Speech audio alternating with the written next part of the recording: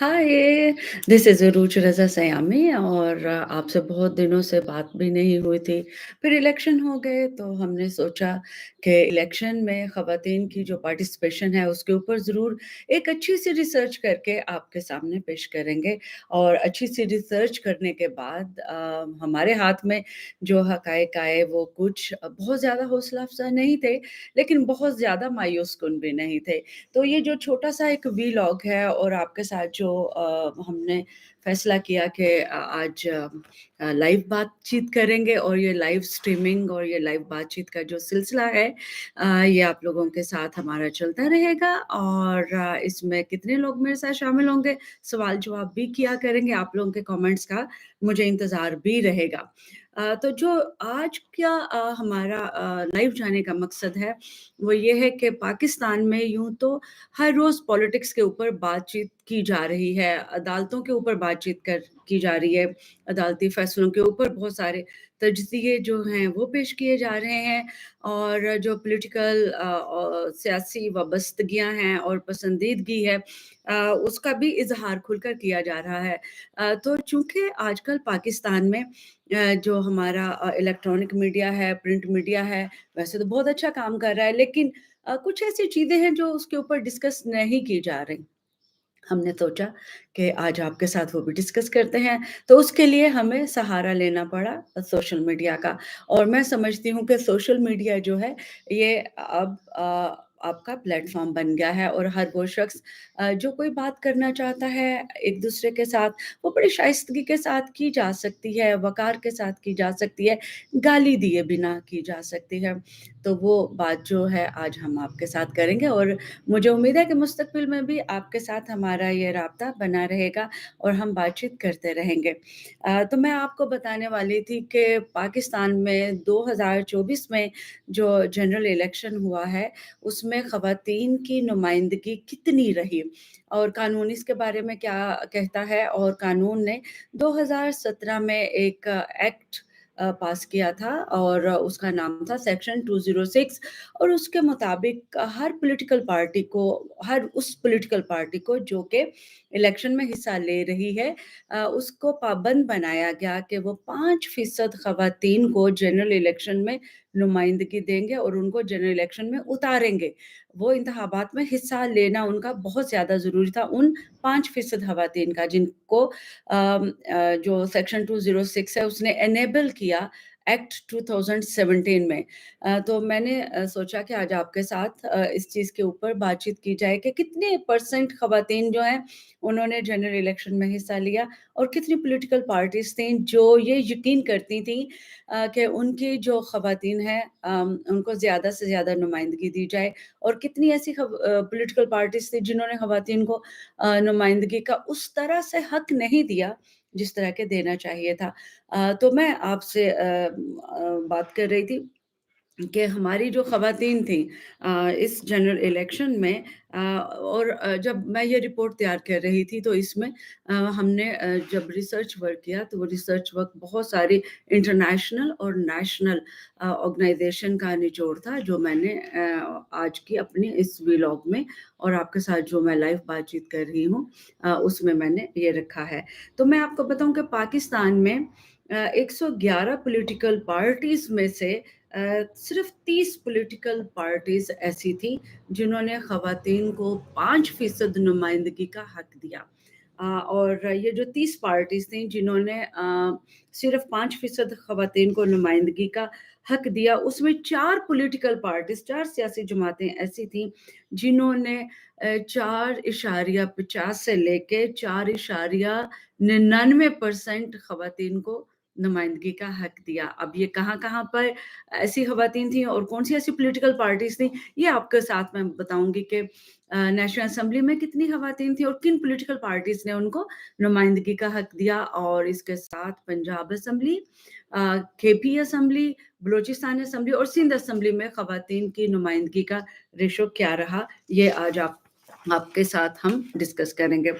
तो मैं आपको बताऊँ कि सिर्फ़ 35 पॉलिटिकल पार्टीज़ ऐसी थीं, जिन्होंने 20 से ज़्यादा ख़वातीन को जनरल इलेक्शन में सीट्स दी और जिनका एतमाद था कि जो ये ख़वातीन वो मैदान में उतार रहे हैं, वो जीत भी जाएँगी इलेक्शन।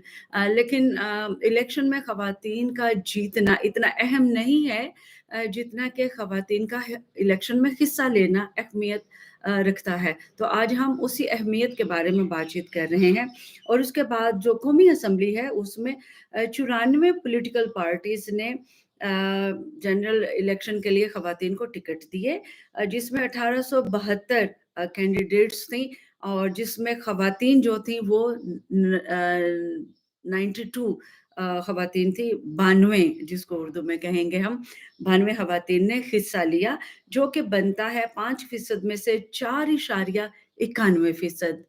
5% में से 4.91% ख़वातीन ने जनरल इलेक्शन में कौमी असम्बली के लिए हिस्सा लिया इंतखाबात में।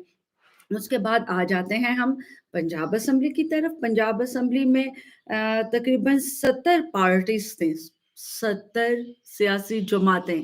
मुझे बहुत खुशी हो रही है ये बताते हुए कि पाकिस्तान में बहुत सारी सियासी जमातों ने हिस्सा लिया पंजाब असम्बली में और इसमें 78 कैंडिडेट्स थे जिन्होंने पंजाब असम्बली के इलेक्शन में हिस्सा लिया जिसमें 58 ख़वातीन थीं। 58 ख़वातीन ने पंजाब असम्बली के इलेक्शन में हिस्सा लिया पंजाब असम्बली के लिए।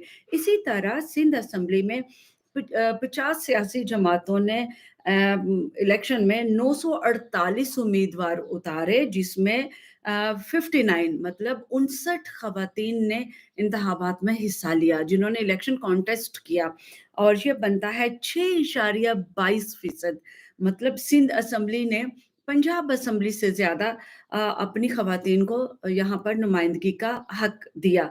पंजाब असम्बली में 3.9% ख़वातीन थी जबकि 5% ख़वातीन का यहाँ पर हिस्सा लेना ज़रूरी था। जो इलेक्शन एक्ट है 2017 का सेक्शन 206 उसके मुताबिक।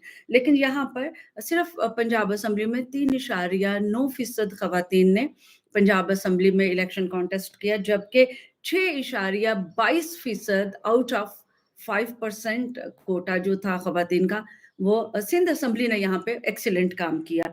फिर उसके बाद बलूचिस्तान की बारी आ जाती है। 37 सियासी जमातें थीं जिन्होंने 533 उम्मीदवार मैदान में उतारे और जिसमें 19 ख़वातीन थीं। बहुत कम रेशो था लेकिन मैं समझती हूँ कि बलूचिस्तान जैसे सूबे के लिए ये बड़ी हौसला अफ़ज़ा बात है। कम से कम 19 ख़वातीन जो है वो जनरल इलेक्शन में इंतखाबात कॉन्टेस्ट करने मैदान में उतरी।